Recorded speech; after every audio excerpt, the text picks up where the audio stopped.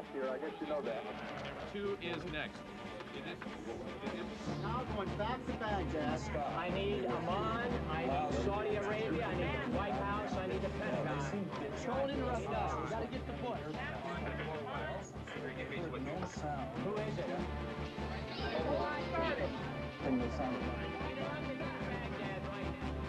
Baghdad continues to be its target. This area is under threat of imminent attack. Planes that are on the ramp are taking off. I can see a jet plane taking off right now. Thinking about it right now, I think we should get it. Okay, guys, break it down. Out of here. Move.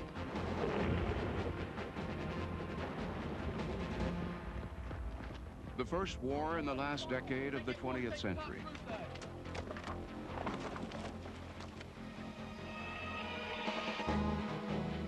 A global audience of untold millions.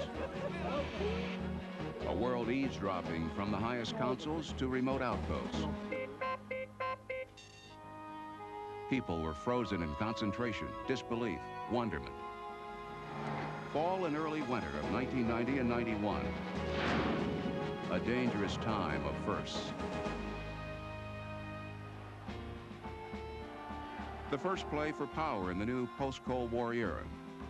A challenging test of extraordinary cooperation between the superpowers for the first time since they fought the Nazis.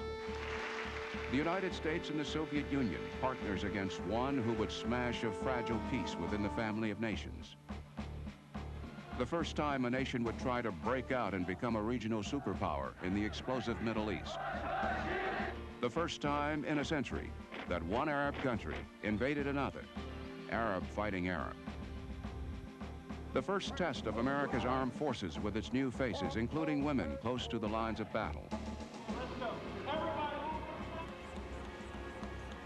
Western troops anticipating chemical and biological attacks for the first time since World War I.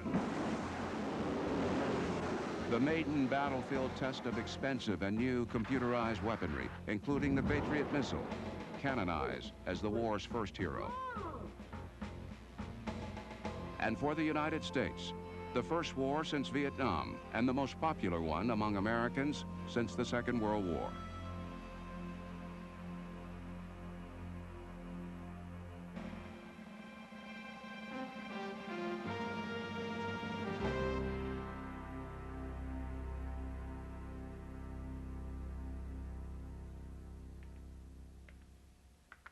Hello, I'm Bernard Shaw.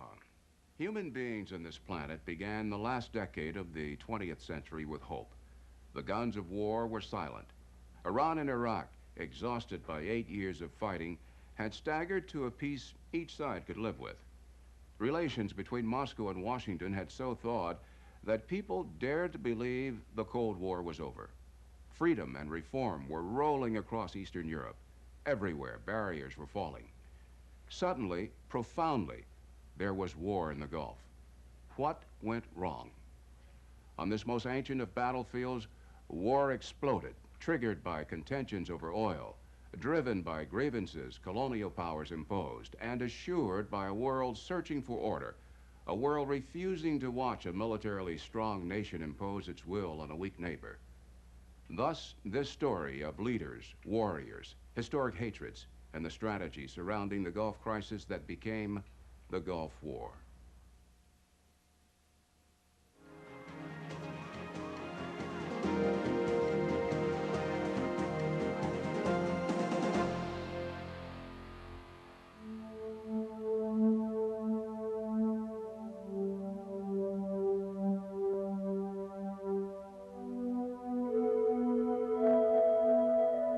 Natives say the sky literally changes in summertime, becoming dull and lifeless.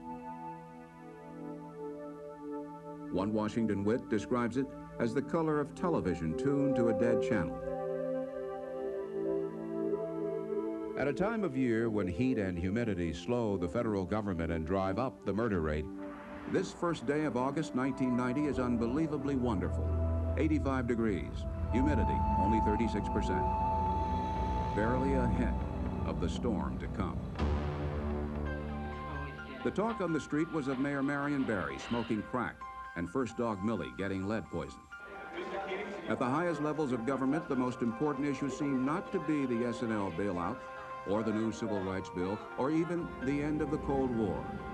No, on this warm Wednesday in August, topping the agenda, getting out of town.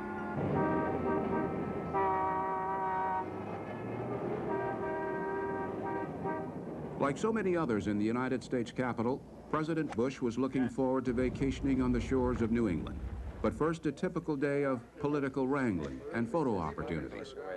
The battle over a new budget would end this day in stalemate. The 41st president retires to the family quarters on the 3rd floor of the White House, unaware he would soon be facing the biggest gamble of his political career. At approximately 8 p.m., an aide delivers an urgent message from the White House Situation Room. Iraq has invaded Kuwait. We have some drama unfolding in the Middle East to report to you tonight. Diplomats in Kuwait are now saying that Iraqi troops have crossed the border into Kuwait. As the president follows the latest reports from CNN and the CIA, the signs grow more ominous. Soviet-built Iraqi tanks rumble through the Kuwaiti capital. One member of the royal family is killed.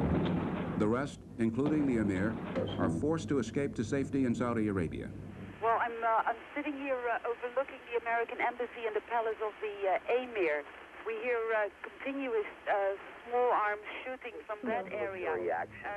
The entire Gulf has been stunned. It's been greatly shocked by Revolutionary Command Council on Thursday is announcing that the Kuwaiti government has been overthrown. Masterminding the invasion is a dictator whose strength has inspired the dreams of the disenfranchised and terrified the rich and powerful throughout the Arab world. Saddam Hussein, president of Iraq and leader of the world's 4th largest army, 1 million men under arms. Saddam. In Arabic, it means one who confronts. The one who confronted Kurdish rebels with chemical death. One who confronted his political rivals with torture and the point of a gun. Confronted his eastern neighbor, Ayatollah Khomeini, in an 8-year war that killed hundreds of thousands of Iranians and equal numbers of his own countrymen. Parts of his nation were in ruins, the economy in shambles.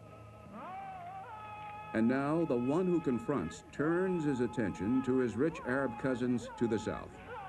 Kuwait, a jewel box slightly smaller than New Jersey.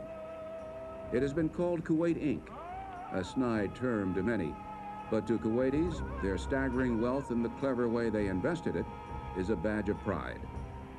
Kuwait was among the poorest of nations until oil started flowing in 1946. Now, Kuwait's portfolio of international assets is nearly $100 billion. The source? 94.5 billion barrels of oil beneath the sand, enough for more than a century of production. The world's 3rd largest proven petroleum reserves. But relatively scanty defenses to protect the ruling Sabah family. There are more than 500,000 Bedouin tribesmen and wards and 1.5 million others. There is much to protect. Though some outsiders live in squalor, Kuwaiti citizens have it made. Free housing, telephones, education, medical care. The streets are lined with Mercedes, and everywhere the glint of gold, the smell of crude.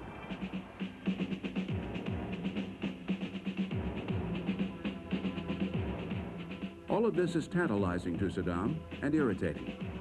In a region where envy is as big a product as oil, Kuwait symbolizes the growing rift between the haves and the have-nots in the Arab world, between the proud forces of Arab nationalism and the bitter legacy of European colonialism.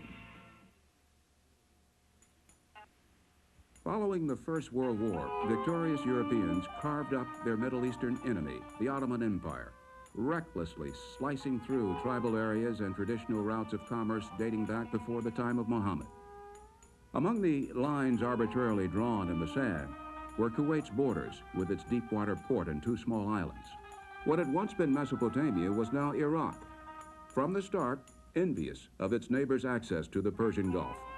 Stolen, says Iraq, were the 2 islands needed for a deep-water shipping port and part of an oil field known as Rumallah. Now, in the light of Iraq's territorial claims, a British In Commando 1961, air carrier is diverted Iraq celebrated Kuwait's independence from Britain by threatening to invade. But British troops kept the peace, the first of several gunpoint border disputes, the first of many small irritations that would shape a relationship of confrontation between these two Arab countries. These times would shape a new leader in the Arab world, the one who confronts Saddam.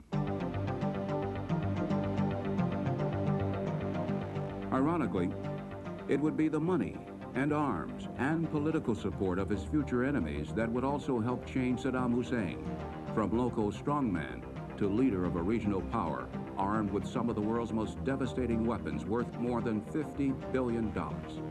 Saddam Hussein's weapons were financed, perhaps inadvertently in some cases, with loans sanctioned by the United States, Saudi Arabia, and yes, even by Kuwait. Kuwait loaned Iraq about $32 billion to help fight the war against Iran. And now the emirs wanted some of their money back.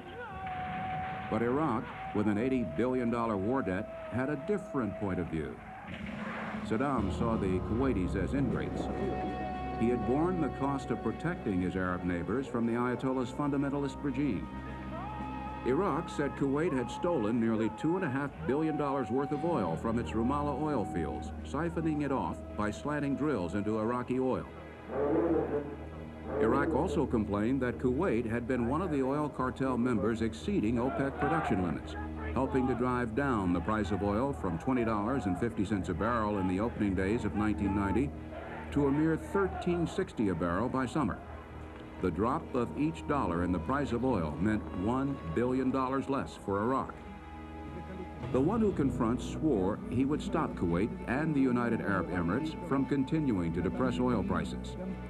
Saddam Hussein issued an angry warning. The oil quota violators have stabbed Iraq with a poison dagger. Iraqis will not forget the saying that cutting necks is better than cutting means of living. O God Almighty, be witness that we have warned them. Warnings? Miscues? Missed signals? How much did President Bush know of the crisis to come? And when did he know it? The White House and State Department are silent. But the intelligence community is tracking unexpected troop movements inside Iraq by satellite. This much is known to all. In the months leading up to his invasion of Kuwait, Hussein is caught trying to import components of triggering switches for nuclear bombs. A British journalist is hanged. A threat is made to destroy half of Israel with chemical weapons. July 16th, a meeting of the Arab League. Iraq's foreign minister warns Kuwait and other Arab states, our country will not kneel. As Iraqi rhetoric grows more shrill, cables from the U.S. Embassy in Baghdad show little concern about Saddam Hussein's intentions. The White House remains quiet. July 18th, Baghdad radio broadcasts a letter from the Iraqi foreign minister to the Arab League, charging Kuwait with systematically, deliberately, and continuously harming Iraq by encroaching on its territory, stealing its oil, and destroying its economy. Such behavior, it says, amounts to military aggression. July 20th, Israeli Defense Minister Moshe Aarons meets with U.S. Defense Secretary Dick Cheney to show evidence that Iraq is bracing for war. July 23rd, U.S. intelligence satellites confirmed at least 30,000 Iraqi troops are on the Kuwaiti border. But on July 24th, the State Department spells out Washington's policy on Kuwait. We happen to know if the United States has any commitment to Kuwait, to defend Kuwait, or to assist it against aggression. We do not have any defense treaties with Kuwait, and there are no special defense or security commitments to Kuwait. July 25th, Saddam Hussein calls in the U.S. ambassador to Iraq, April Glaspie. He assures her he will not invade Kuwait, and Glaspie, on orders from Washington to pursue quiet diplomacy, states, "We have no opinion on the Arab-Arab conflicts, like your border disagreement with Kuwait." She tells President Hussein that President Bush wants, quote, better and deeper relations with Iraq. August 1st. At a White House meeting, the CIA says in its early morning briefing that an invasion is 70% likely.